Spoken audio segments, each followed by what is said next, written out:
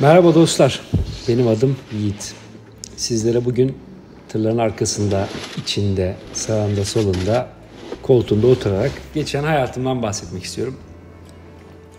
Bu yolda 12 dakikamız var. Hadi başlayalım, zaten kartı da taktım. Hava burada yeni aydınlanıyor. İnsanlar işlerine falan gidiyorlar. Tırı çalıştırıyorum. Bazen böyle uyarılar falan verebiliyor. Haliyle yapacak bir şey yok. Sıfır almadık sonuçta bunu. Alarmlarım da yeni çalıyor. Bazen yolda giderken bu alarmlar beni gerçekten deli ediyor diyebilirim. Unutuyorum. 5-6 tane alarm kuruyorum. Sonuçta zor bir meslek yani, bazen kalkamıyorsun, geç kalıyorsun.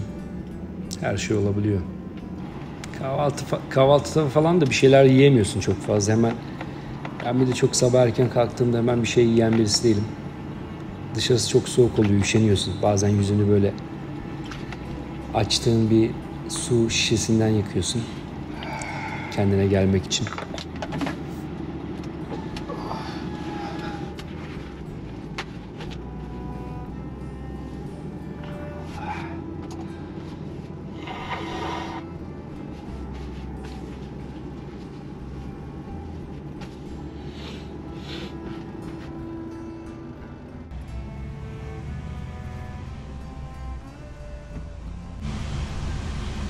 Evet, burada yola çıktık zaten.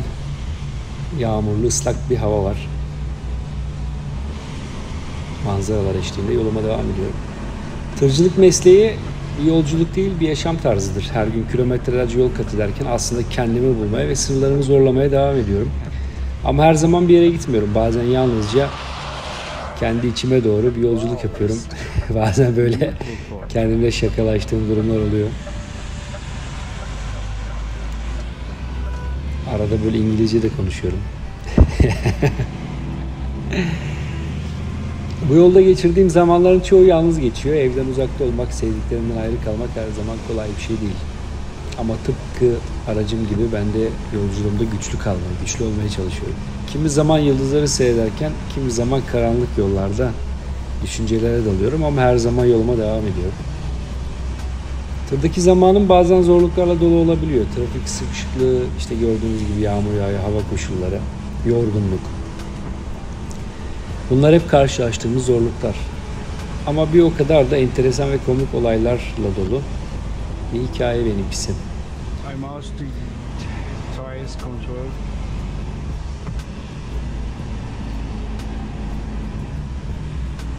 Mesela bir gün yolda karşıma ineklerin çıktığını gördüm. Aniden durdum. Ya da bir gün beklenmedik bir anda lastiğim patladı ve otoyolda mahsur kaldım. Böyle şeyleri yaşıyoruz. Her seferinde bir şekilde üstesinden geldim. Çünkü tırcılık sadece bir meslek değil, bir yaşam tarzı gerçekten. Ve tabii ki bu yolda yalnız değilim. Diğer tır şoförleriyle yolda karşılaşıyoruz ve sohbet ediyoruz yani. Yoldaşlarımızla yaşadığımız deneyimler bazen en güzel hatıralarımızı oluşturuyor diyebilirim. Böyle benim birçok hikayem var. İtalya'da, Almanya'da paylaştığım, paylaşmadığım birçok insanın hayat hikayesine şahit oldum yollarda. O yüzden yalnız değilim diyorum. Bunu bir belgesel gibi de düşünebilirsiniz. Hissettiklerimi, yaşadığım şeyleri sizlere yansıttığım gibi bir video olarak da düşünebilirsiniz. Bu videoda gördüğünüz tırcılık sadece bir iş değil, bir macera. Her gün yeni bir yol, yeni bir deneyim, yeni bir hikaye demek. Ve ben bu yolculuğun bir parçası olmaktan gurur duyuyorum. Bazen aslında tek başıma değilim diyorum ama çoğu zaman tek başımayım. Kendimle baş başa kalıyorum. Düşüncelere dalmak için iyi bir fırsat oluyor ama tırdaki zamanlarımı değerlendirmek için bazen kitap okumaya çalışıyorum. Ne kadar okuyamasam da. Kitap okuyan insanlara da ayrıca çok saygı duyuyorum. Ben kitap okurken genelde uykum geliyor. Böyle yerlerde durup bazen yeşillikler, manzaralar falan çok güzel oluyor. İnsanın içini dinlendiriyor. Burada böyle küçük bir olay yaşamıştım. Jantım, lastiğim falan bayağı ısınmıştı. Arada bir kontrol ediyorum tabii. Nasıl diye lastikleri kontrol etmek gerekiyor her zaman için. Baktım, kontrolden sonra burada yola devam ediyorum. Ne demiştim? Yalnızlık dedim. Kitap okuyamadığımdan bahsettim. Ama genelde müzik dinlerim ve müzik de yapıyorum biliyorsunuz. Bu şekilde zihnim ve ruhum dinlenirken yolculuğum daha da keyifli hale geliyor aslında. Ancak tırcılık mesleği sadece uzun yolculuklara değil, aynı zamanda yoğun iş temposuyla da dolu. Zaman zaman saatlerce direksiyon başında olmak bazen tıbbi sorunlara yol açabiliyor. Bu yüzden sağlığımı korumak için düzenli aralıklarla mola vermeye ve egzersiz yapmaya özen gösteriyorum. Hem bedenime hem de zihnimin taze kalmasını sağlıyor bu durum. Bir tır şoförü olarak her gün farklı insanlarla, farklı kültürlerle karşılaşma şansım oluyor. Yol boyunca gördüğüm manzaralar, tanıştığım insanlar aslında bize dünyanın ne kadar büyük ve çeşitli olduğunu hatırlatıyor. Bu da bize yeni bir bakış açısı kazandırıyor ve hayata dair daha geniş bir perspektif sunuyor.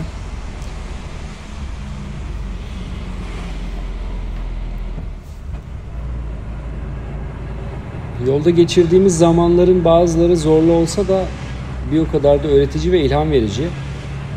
Bu deneyimler sadece mesleki yeteneklerimizi geliştirmekte kalmıyor. Aynı zamanda kişisel olarak da gerçekten büyüdüğümü hissediyorum. Tırcılık mesleği sabır, dayanıklılık gerektiren bir meslek. Her gün yeni bir macera, yeni bir zorluklarla karşılaşabiliriz. Ancak bu yolculukta kararlılıkla ilerlemek ve her zorluğun üstesinden gelmek bize güç ve motivasyon veriyor. Videoda gördüğünüz gibi tırcılık mesleği sadece bir iş değil, bir yaşam tarzı. Bunu bir kez daha söylüyorum. Yolda geçirdiğim her anı değerli ve anlamlı kılan şey yaşam tarzını benimseyerek yaşamak. Aslında benim için. İşte yolculuğa devam ediyorum. Yağmur, çamur demiyoruz.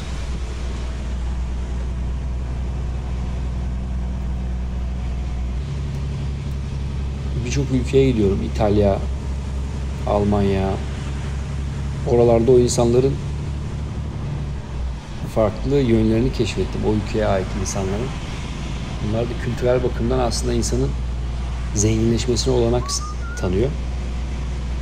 Doğa ile iç içe bir yaşam da sürüyorum. Bu benim için çok önemli aslında. Yolculuklarım sırasında gördüğüm muhteşem doğa manzaralarını sizlerle paylaşıyorum. Bu beni her zaman büyülemiştir. Dağları aşarken, ormanların arasından geçerken ve deniz kenarında ilerlerken doğanın gücü ve güzelliği karşısında hayranlık duyuyorum. Bu da bana doğanın bizlere sunduğu mucizeleri takdir etme fırsatı veriyor. Ayrıca tırcılık mesleği birçok sorumluluk ve özveri de gerektiriyor. Yolda karşılaştığımız herkesin güvenini sağlamak, yükleri güvenli bir şekilde taşımak, trafik kurallarına uymak gibi sorumluluklarımız var. Bu da bize disiplini ve dikkatli olmayı öğretiyor. Toplum için faydalı birer birey olmamızı sağlıyor. Yolculuk sırasında yeni arkadaşlıklar ediniyoruz demiştim ya. Bunlar bazen bizim kendi insanımız olabiliyor. Bazen yabancı insanlar da olabiliyor tabii. Bazen böyle çektiğim zaman işte kendime yemek hazırlıyorum. Diğer tırcılar yanımda olmuş oluyor. Onlara bakıyorum böyle, onları izliyorum falan, neler yapıyorlar acaba, hani ne yiyorlar ya da saat kaçta uyuyorlar falan. Hani kendimin dışında bu insanları da aslında merak etmiyor değil. Bu meslek aynı zamanda kendi işini yapma fırsatı da sunuyor. Kendi tırınızı kullanarak bağımsız bir şekilde çalışabilir ve kendi işinizin patronu da olabilirsiniz. Sonuç olarak diyelim, tırcılık mesleği hem zorluklarla hem de keyiflerle dolu bir meslek. Her gün yeni bir macera, yeni bir deneyim, yeni öğrenme fırsatları sunar. Bu mesleği yaparken o yüzden her zaman gurur duyuyorum aslında. Geleceğe umutla bakıyorum. Umuyorum ki sizler de bu mesleği yaparken aynı keyfi ve mutluluğu yaşarsınız. Aramızda bizi izleyen birçok tır şoförü var ama muhakkak ki tırcılığı merak edip bu videoya tıklayan insanlar da olmuştur. İşte yani özellikle gün doğumu ve gün batımı saatlerinde doğanın renk cümbüşüne tanık oluyorum. Gerçekten benzersiz deneyimler sunuyor bana bu yolculuktaki bu manzaralar. Böyle elimi falan çıkartıyorum ya. O yüzden bir kez daha söylemek istedim. Güneşin ufukta yavaşça belirlemesi veya batarken gökyüzünü altın renge boyaması insanı kendinden geçirir. Ayrıca dağ geçitlerinden geçerken etkileyici manzaralarla da karşılaşıyorum. Bu da müthiş bir duygu. Bazen de böyle türküler söylüyorum. Felek misali sil yazımızı. Kendime senkron olamıyorum. Biraz gırtlak da yapmışım. Bu da işte Urfa'nın bana verdiği o muhteşem şey diyebilirim. Duygularına dışarı yansıması. Yolculuk sırasında gördüğüm diğer ilginç manzaralardan birisi de farklı şehirlerin ve kültürlerin mimarisidir. Yani bu videoda da görüyorsunuz zaten. Tarihi şehirlerin eski sokakları ve kırsal bölgelerin geleneksel yapılar arasında dolaşmak her zaman birbirinin benzerliğini ve çekiciliğini keşfetmek gerçekten heyecan verici. Evet, artık yatışa geçtik. Çok yağmur yağıyor. Yağmurluğum, terliğim her zaman yanımdadır. Ve yağmurda terlik giymeye de bayılırım. Şaka yapıyorum tabii ama bazen böyle çılgın şeylerim olmuştur. Bunu da Almanya'dayım, sabah 6.30 gibi malı falan indireceğim. Bu meslekte yağmur gerçekten zor, sıkıntılı. Bunu söyleyebilirim arkadaşlar. Evet, videomuzun sonuna geldik.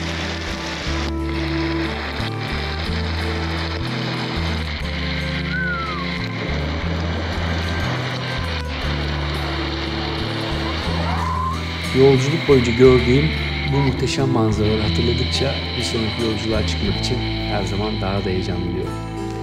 Başka bir yolculukta görüşmek üzere. Hoşça kalın.